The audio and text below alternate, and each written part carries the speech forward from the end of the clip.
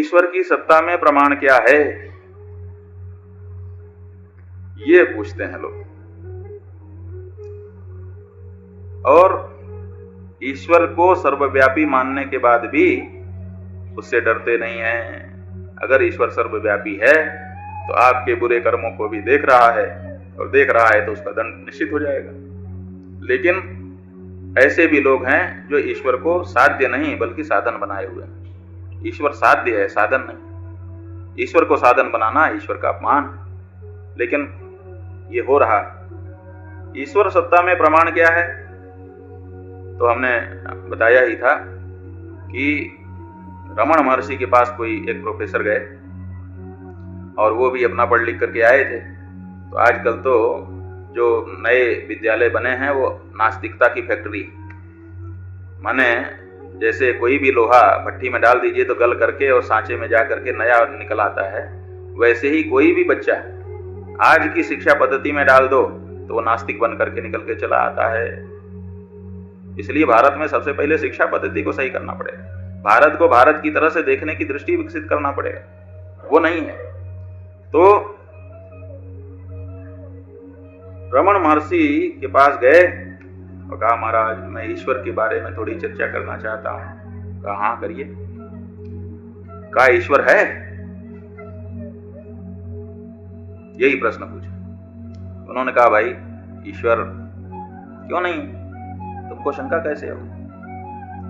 कहा महाराज बातें तो सब कहते हैं लेकिन ईश्वर के होने में कोई प्रमाण नहीं है। कहा बहुत सारे प्रमाण। कहा तो आप बताइए, आपने ईश्वर को देखा? रमण महर्षि ने कहा हाँ बिल्कुल मैंने देखा। कहा कैसे देखा? कहा जैसे तुमको देख रहे हैं वैसे उनको ईश्वर को देखा।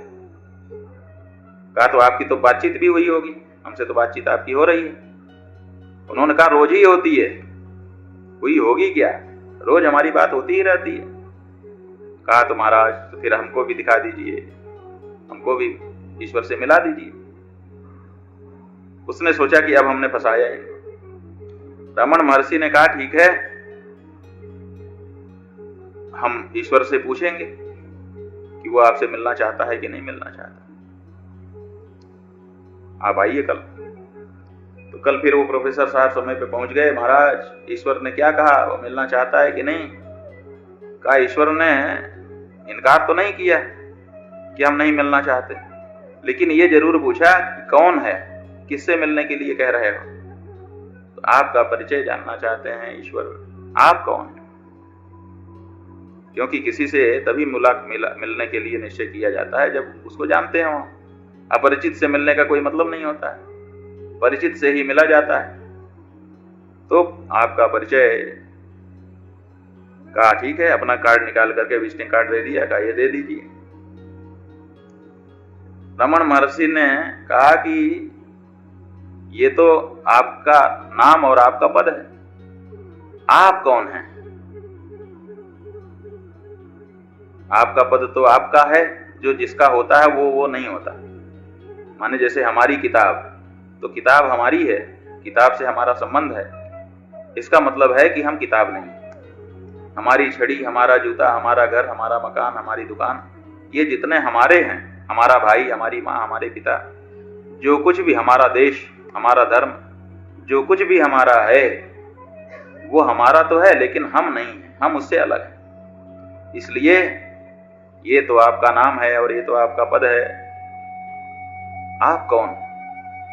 तब प्रोफेसर थोड़ा सा समस्या में पड़ा। उसने कहा कि मैं अपने हाथ से ऐसे अपनी छाती की तरफ दिखाया। कहा ये मैं।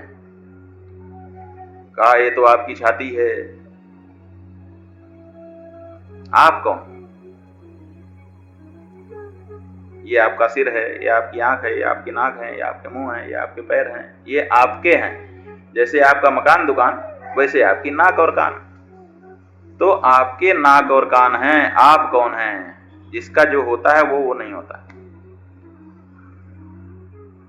अब इसका क्या जवाब?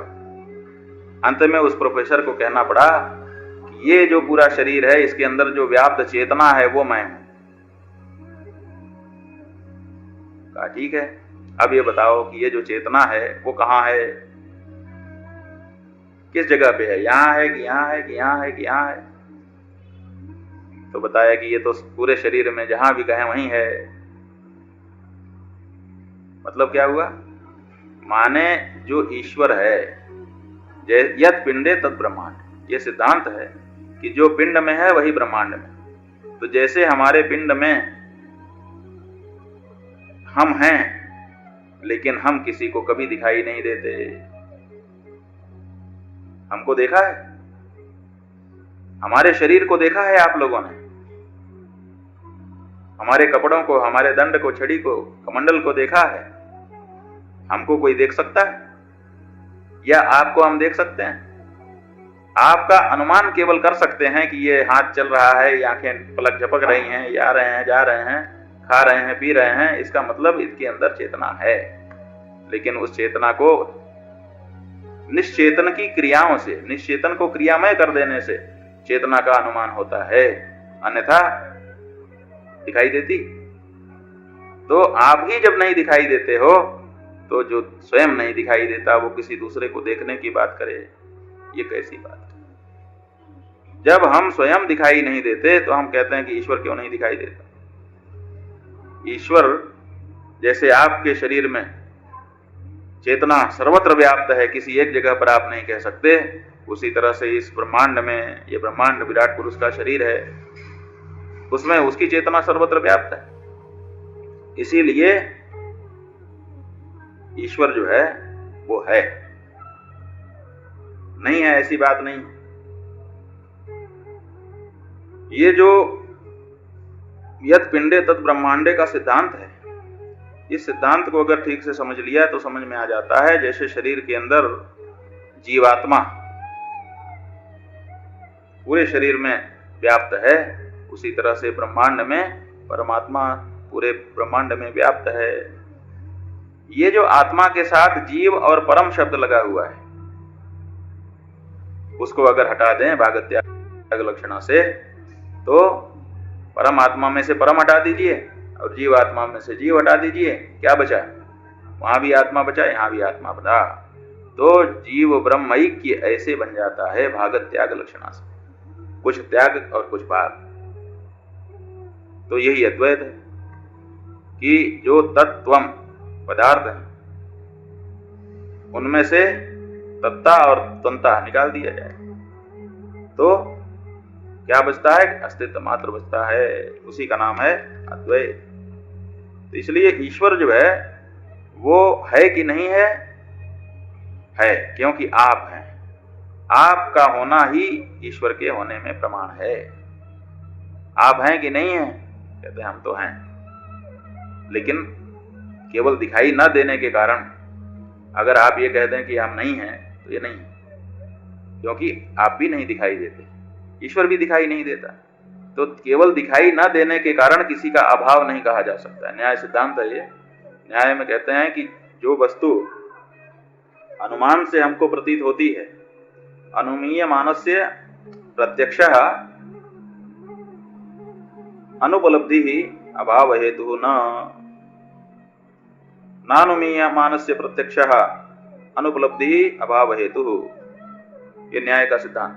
माने ऐसी कोई चीज जो अनुमान से हमको पता चलती है लेकिन दिखाई नहीं देती है तो उसका अभाव नहीं कहा जा सकता। इसलिए अनुमान से हमको ईश्वर दिखाई देता है। जैसे हम चलते फिरते शरीर को देख करके उसके अंदर चेतना विद्यमान है ये पता चलता है, अनुमान होता है, चेतना तो दिखाई नहीं देती। उसी तरह से ईश्वर दिखाई नहीं देता लेकिन उसके होने का अनुमान होता है। अनुमान होने से उसकी अनुपलब्धि जो है केवल दिखाई न देना, यही उसके न होने में प्रमाण नहीं हो सकता। ऐसा नहीं है कि जो चीज दिखाई नहीं देती वो होती ही नहीं, तो न दिखाई देने वाली चीज भी होती है। इसलिए ईश्वर कहाँ रहता है? कहा जैसे तुम पूरे शरीर में रहते हो उसी तरह से वो पूरे ब्रह्मांड में व्याप्त रहता है। कैसा है? तो इसके बारे में भी आप यही सोच लीजिए। कैसा है? अगर कोई पूछे कि ईश्वर कैसा है तो आप बता सकते हैं कि जैसे तुम हो वैसे ही ईश्वर है। कैसे?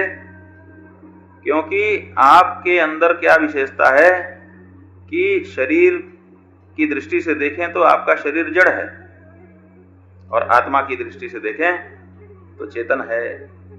तो जड़ और चेतन दोनों मिल गए हैं, दोनों का एक संघात बन गया। जड़ चेतन ही ग्रंथि परी गई, यद्यपि मृषा छूटत कठिन। ये जड़ चेतन का गठबंधन है, जड़ चेतन का जोड़ है, जड़ चेतन का एक दूसरे में ओतप्रोत हो जाना है, जिसके कारण जड़ में चेतन और चेतन में जड़ की प्रतीति हो रही है। तो जैसे जड़ चेतन की प्रतीति शरीर में हो रही है, शरीर जड़ और चेतन का संघात है, वैसे ये सारा ब्रह्मांड भी जड़ और चेतन का संघात है। ये संसार जड़ है और इसमें जो ईश्वरीय चेतना है, दोनों मिल करके काम करना है। कैसे कहेंगे कि माने ये जो संसार है यही हरि है और हरि ही संसार है, दोनों एक दूसरे में ओतप्रोत।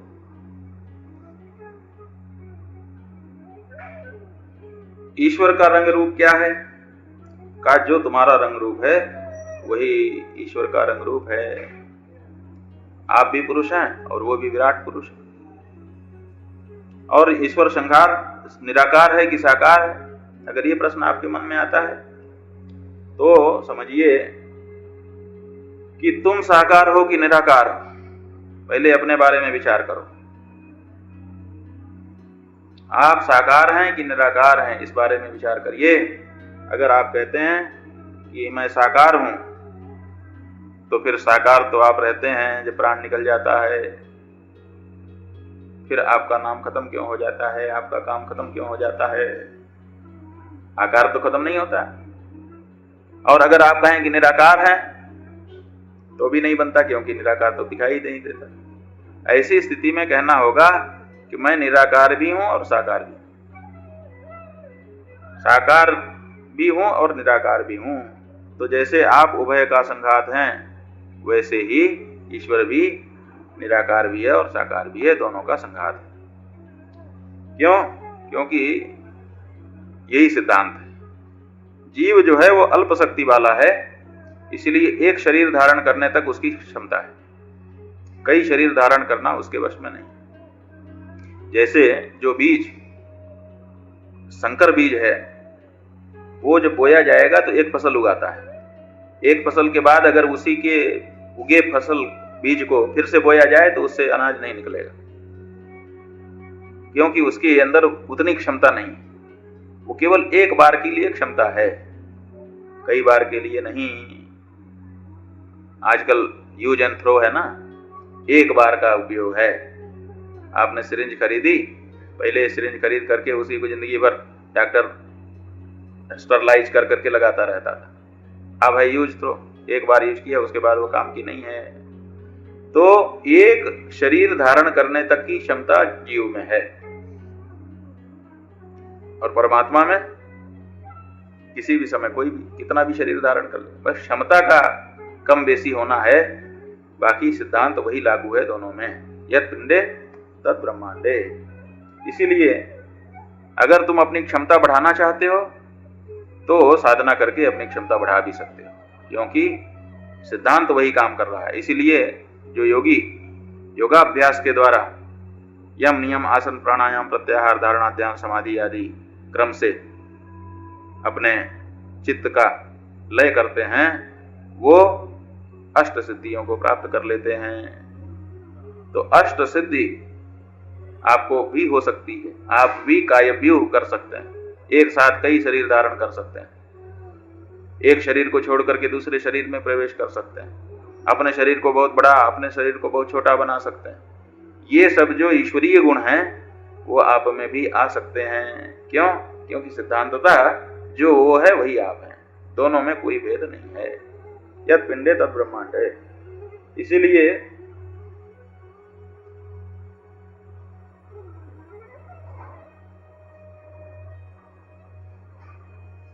ईश्वर के बारे में विचार करते समय ये सोचना पड़ता है। कोई कहे कि ईश्वर निराकार है, इसमें कोई प्रमाण? का निराकार होना ही उसमें साकार होने का प्रमाण है। क्योंकि निराकार जो शब्द है वो नि उपसर्ग से बना हुआ है। नि निर्गतः आकारः यस्मात्, जिससे आकार निकल गया हो वही तो निराकार है। तो जिससे आकार निकल गया वो निराकार, माने पहले आकार था निकल गया, इसीलिए तो उसका नाम निराकार हुआ। तो निराकार होना ही साकार होने का प्रमाण है, क्योंकि जिसमें जो चीज होती है वही उसको छोड़ सकता है। इसीलिए दान जो है, दान के लिए पहले संपन्न होना जरूरी है। पहले आपके पास वस्तु हो तब ना आप दान कर सकते हैं। का त्यागी जी हैं, का क्या त्याग किया है, का कुछ था ही नहीं तो क्या त्याग करते हैं। तो बिना कुछ हुए त्यागी हो जाओगे, बहुत कुछ हो और छोड़ दो तब ना त्यागी कहलाओगे। आप समझिए कि कोई कहे कि आज तो चोरी हो गई, सरेआम दिन दहाड़े चोर आए और चोरी करके चले गए। कहा भैया चोरी क्या हुई? कहा वो जो नंगा है ना अपने यहाँ, उसके कपड़े चोरी हो गए। अब आप बताइए ये बन पाएगा? ये कहानी बन पाएगी? नंगे के कपड़े चोरी हो सकते हैं? जो नंगा है उसके कपड़े कहां से आएंगे जो चोरी हो जाएंगे? तो उसी तरह से जिसमें आकार नहीं था वो निराकार कैसे हो जाएगा? निराकार तब होगा जब आकार निकल जाए। निर्गतः आकारः यस्मात् निरादेयः क्रांताद्यर्थे पंचम्या। ये पंचमी समास तब होता है क्रांति अर्थ जब हो, निकल जाना, अतिक्रमण कर देना अर्थ हो, तभी होता है। इसलिए जब प्रलय का समय आता है, पुराणों में साफ साफ बताया गया है कि तब सारा संसार परमात्मा में समाहित हो जाता है। जब संसार ये जो दिख रहा है ये जब परमात्मा में समा जाता है तो परमात्मा साकार हो जाता है। जब सृष्टि का लय होता है उस समय परमात्मा साकार हो जाते हैं, फिर उनका विराट स्वरूप दिखाई देता है, फिर वो योग निद्रा में चले जाते हैं, वो उनका साकार रूप है। और जब सृष्टि का आरंभ होता है तो चंद्रमा निकाला, सूर्य निकाला, नदी निकाली, पहाड़ निकाले, ये निकाला, वो निकाला, सब निकल जाता है। निकलने से निराकार हो गया नहीं। तो परमात्मा जो है वो साकार था। वो जो उसका आकार था, वो आकार संसार के रूप में बाहर निकल करके दिखाई देने लगा, इसलिए ये परमात्मा का आकार यही संसार है। इसलिए परमात्मा, जब संसार को देखोगे तो परमात्मा निराकार हो जाएगा, और जब संसार को नहीं देखोगे तो परमात्मा तो साकार ही है। जो भी आकार है सब परमात्मा के आकार है। इसलिए परमात्मा साकार भी है और निराकार भी है। इसीलिए पादोस्य विश्वाभूतानि त्रिपादस्य अमृतं दिवि, विराट पुरुष ने क्या किया? कहा पादोस्य विश्वा, 4 भाग किए अपने अस्तित्व के और एक भाग में ये सारा संसार रच दिया। और त्रिपाद ऊर्ध्व उदित पुनः, 3 पाद में स्वयं रह गया। तो 3 पाद जो है वो निराकार है, एक पाद साकार दिखाई दे रहा है। तो एक ही समय में साकार और निराकार परमात्मा दोनों है। ठीक उसी तरह से जैसे एक ही समय में आप भी साकार और निराकार हैं। शरीर के रूप में आप साकार हैं और जीवात्मा के रूप में निराकार। तो साकारता और निराकारता ये एक साथ चल रही है। अगर कोई कहता है कि ईश्वर कितने हैं, एक है कि अनेक है, तो उसमें भी बहुत भ्रम में जाने की आवश्यकता नहीं है। ईश्वर सर्वभूतानां हृदयेषु अर्जुन तिष्ठति भ्रामयन् सर्वभूतानि यंत्रारूढ़ानि मायया। ईश्वर जो है प्रत्येक प्राणी के हृदय में विराजमान है। हृदय में विराजमान है तो क्या बाकी में नहीं है? पूरे शरीर में नहीं है? हाथ पांव में और पेट में और सिर में नहीं है? कहा कि केंद्र, उसका केंद्र बताया जाता है। भारत की सरकार कहाँ? दिल्ली में। ले, दिल्ली में क्यों? भारत की सरकार भारत में सब जगह। लेकिन भारत की सरकार भारत में सब जगह है, फिर भी आप अगर दिल्ली कह रही हैं, इसका मतलब केंद्र को बता रही हैं, केंद्र को बताया जाता है। तो ऐसे ही श्रीमद् भगवद गीता में जब ये बताया जा रहा है कि ईश्वर सर्वभूतानां हृदय में, तो हृदय को केवल केंद्र कहा जा रहा है, बाकी तो सर्वत्र पूरे शरीर में, पोर पोर में, नस नस में, रोआ रोआ में व्याप्त है। इसलिए ईश्वर व्याप्त है। अब वो व्याप्त जो ईश्वर है वो अलग अलग रूपों में दिखाई देता है। पैरों के रूप में पैर, हाथ के रूप में हाथ, आंख के रूप में आंख, नाक के रूप में नाक, कान के रूप में कान है क्या? एक ही चेतना है जो अलग अलग दिखाई दे रही है। ठीक उसी तरह से जैसे भारत सरकार है, भारत सरकार पूरे भारत में व्याप्त है, लेकिन केंद्र दिल्ली, जैसे हृदय बताया। उसी तरह से भारत सरकार, प्रधानमंत्री भारत सरकार है कि नहीं? कहना होगा कि है। और उच्चतम न्यायाधीश सरकार है कि नहीं? कहना होगा कि है। इसी तरह से जो सेनाध्यक्ष है वो भी, जहां जहां जिलाधिकारी, कमिश्नर, सब जो बैठे हुए हैं, सब क्या हैं? ये सब भारत सरकार हैं। तो समष्टि रूप में जब हम देखेंगे तो ये सब भारत सरकार हैं, और व्यष्टि रूप में देखेंगे तो बस वही दिखाई देगा, उतने के बारे में चर्चा हो। तो इसीलिए समष्टि रूप से जो ईश्वर है वो सर्वत्र व्याप्त चेतना, और व्यष्टि रूप में जैसा जिस समय काम वैसा उसका नाम, काम के आधार पे नाम पड़ता है। जवा धरावे तीन नाम, परसा परसोत्तम परशुराम। ये कहावत है कि आपका जो जव माने वेग, वेग माने कर्म, आपके जो कर्म हैं वो तीन नाम आपके रखवा देते हैं, परसा, परसोत्तम, परशुराम। माने एकदम शुरू में परसा परसु, आपको यही कह के बुला रहे हैं, अभी कोई इज्जत नहीं है आपकी। फिर आपने अच्छे काम किए तो परसोत्तम, पुरुषों में उत्तम, और फिर और उत्तम किए तब तो साक्षात परशुराम, भगवान ही हो गए। माने तीन स्तर पर आपके नाम पुकारे गए। आपका नाम क्या था? वही परशुराम ही नाम था, लेकिन पहले परसु, परसा बुलाया गया।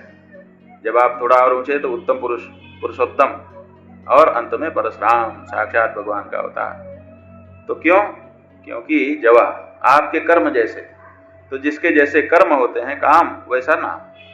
तो जब सृष्टि की रचना करने लगते हैं तो ब्रह्मा हो जाता है। जिस समय ब्रह्मा है उस समय विष्णु नहीं है, जिस समय ब्रह्मा है उस समय शिव भी नहीं है, तब भेद है।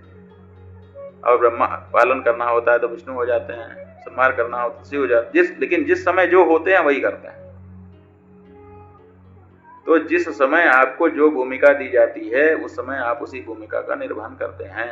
जब आपको ड्राइविंग की सीट पे बैठा दिया जाता है तो आप गाड़ी चलाते हैं, उस समय आप पढ़ाते नहीं हैं। आप अध्यापक भी हैं, लेकिन उस समय आप नहीं पढ़ाते। उस समय क्या करते हैं? उस समय गाड़ी चलाते हैं। और जब पढ़ाते हैं उस समय क्लास बैठी हुई है, बच्चे बैठे हुए हैं, और आप अपना स्टीयरिंग ड्रू ड्रू ड्रू करने लगे, क्या होगा? नहीं चलेगा। क्यों? क्योंकि जिस समय जिस दायित्व पर व्यक्ति बैठा होता है, एक ही व्यक्ति है, दायित्व जिस समय जिस कुर्सी पर बैठता है वो तदनुसार व्यवहार करता है। इसलिए जिस समय जिस कुर्सी पर बैठ जाते हैं ईश्वर, उस समय उनका वही रूप, वही नाम, वही काम हो जाता है। इसीलिए तीन देवता, और तीन ही क्या, अलग अलग जो वस्तुएं हैं उन सब के अभिमानी देवता भी इसी में आ जाते हैं। इस तरह से अनेक देवता हो जाते हैं, और अंत में कहना पड़ता है 63 कोटि। ये जो 63 कोटि है, 33 करोड़, ये कोटि अर्थ भी है और करोड़ अर्थ भी है। ऐसा नहीं है, दोनों ही अर्थों में है। कुछ लोग कहते हैं कि 33 कोटि देवता, कोटि भी है और करोड़ भी है, 33 करोड़ भी है। आपके काशी खंड में साफ ही लिखा हुआ है कि 33 करोड़ देवता आए काशी।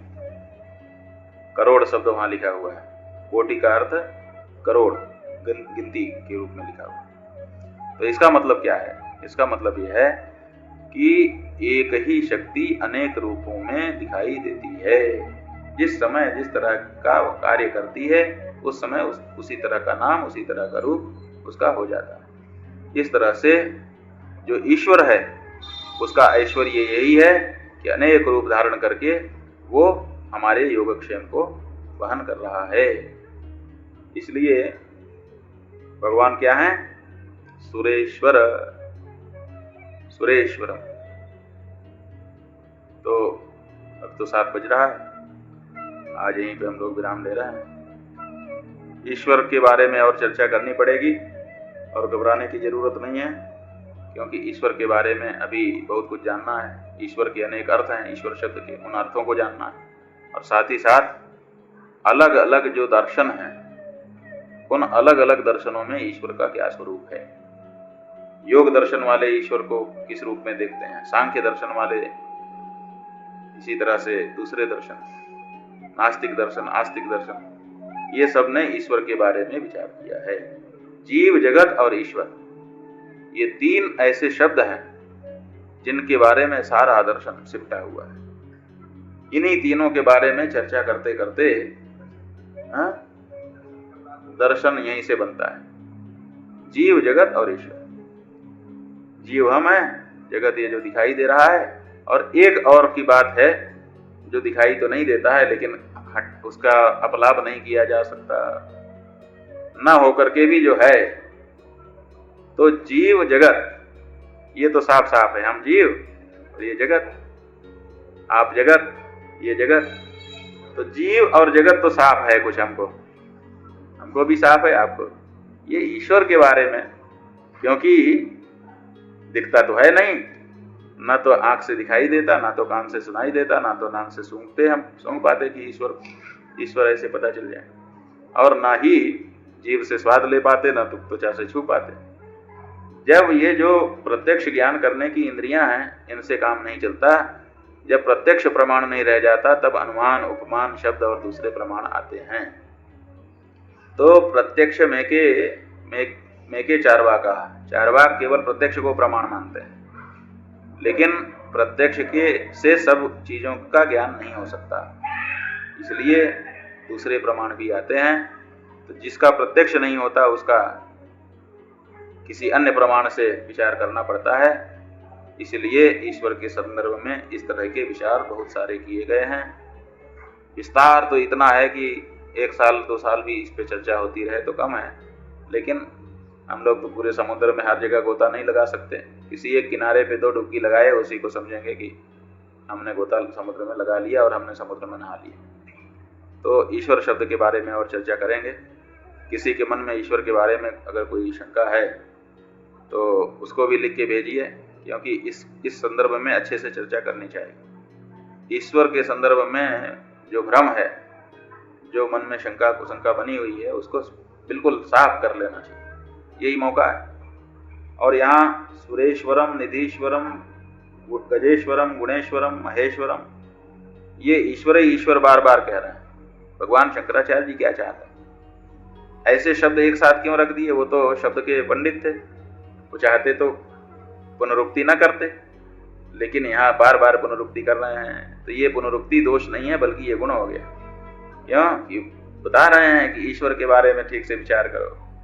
ये सुरेश्वर में सुर, ये निधीश्वर में निधि, ये गजेश्वर में गज, ये गुणेश्वर में गुण, ये महेश्वर में महान, ये शब्द तो हैं, लेकिन ईश्वर के बारे में चर्चा करो तो कुछ चीजों में भेद है, लेकिन एक चीज है जिसमें अभेद है। तो भेद और अभेद दोनों को यहीं पे दिखा दे रहा है। जो शुरू के शब्द हैं उनको जोड़ दिया, उससे भेद दिखाई दिया, और ईश्वर ईश्वर ईश्वर ईश्वर सबको ईश्वर कह करके अभेद भी दिखा दिया। जैसे कोई बच्चा सवेरे जागा तो उसके माता पिता बगल में सो रहे थे, उन्होंने कहा बेटा उठो, ऐसे मत करो, पहले हाथ रगड़ो। हाथ रगड़ा, का देखो कराग्रे वस्ते लक्ष्मी कर मध्य सरस्वती कर मूले चित्रा काली प्रभाते कर दक्षिण, पहले दर्शन करो, यहाँ देवता है। तो उसने कहा ठीक है, कर लिया। उसके बाद आगे बढ़ा, कहा रुको, पहले समुद्र वसने देवी पर्वत स्तन मंडले विष्णु पत्नी नमस्तुभ्यम, पहले ये देवता है, इनको नमस्कार करो। अच्छा, फिर गया, नहाया धोया, तैयार हो गया विद्यालय जाने के लिए। कहा पहले मंदिर में जाओ, भगवान को प्रणाम करो। तब मंदिर में जाकर के भगवान को प्रणाम किया। तब दरवाजे से निकलने का है, देखो ऊपर देखो, गणेश जी को प्रणाम करो। द्वार गणेश जो होते हैं उनका प्रणाम आते समय जाते समय दोनों समय किया जाता है। जाते समय इसलिए कि हे भगवान, फिर से इस घर में आने के लिए हमको अवसर दीजिएगा, और घुसते समय इसलिए कि घर के अंदर चैन शांति हमारी बनी रहे। तो जाते समय ये भगवान है, प्रणाम करो, चलो कोई बात नहीं, कर लिया। फिर गाड़ी में बैठ गया। अब गाड़ी चलने लगी। अब पिताजी गाड़ी चला रहे हैं, बच्चा बैठ करके विद्यालय जा रहा है उनके साथ। तब तक नुक्कड़ पे आया, ए प्रणाम करो। अब इधर देखा, प्रणाम, ए प्रणाम करो। अब ये देख करके तो बच्चा का दिमाग खराब हो कि भाई कहाँ भगवान है। तो वो पूछ बैठता है, पापा हम विद्यालय तो जाएंगे, गाड़ी खड़ी करी, ये बताइए कि आपने कहा कि हाथ में भगवान, आपने कहा धरती में भगवान, आपने कहा पानी में भगवान, आपने कहा कि पूजा घर में भगवान, आपने कहा दरवाजे पे भगवान, आपने कहा इधर भगवान, आपने कहा उधर भगवान, भगवान कहाँ है? कहा बेटा यही तो बताना चाहते हैं कि सब जगह भगवान है। ये जो जगह जगह मंदिर बने हैं ये हमारी कमजोरी नहीं है, हम ये बताना चाहते हैं कि ये सर्वत्र भगवान व्याप्त है।